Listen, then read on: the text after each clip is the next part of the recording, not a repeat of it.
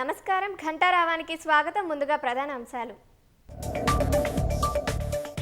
అల్పపీడనం ప్రభావంతో ఇవాళ రేపు రాష్ట్ర వ్యాప్తంగా విస్తారంగా వర్షాలు. ఉత్తర తెలంగాణ జిల్లాలకు ఆరెంజ్ హెచ్చరికలు జారీ.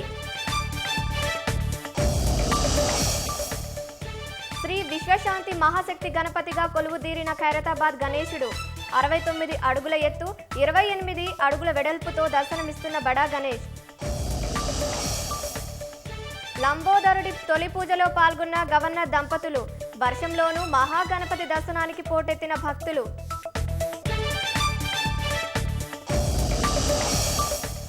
వైష్ణోదేవి ఆలయం వద్ద జరిగిన ప్రమాదంలో 32కి చేరిన మృతుల సంఖ్య. వర్షం కారణంగా సహాయక చర్యలకు ఆటంకం.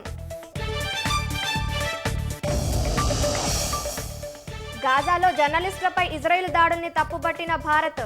పాత్రికేయులు ప్రాణాలు కోల్పోవడం దిగ్భ్రాంతికి గురి చేసిందని ఆందోళన.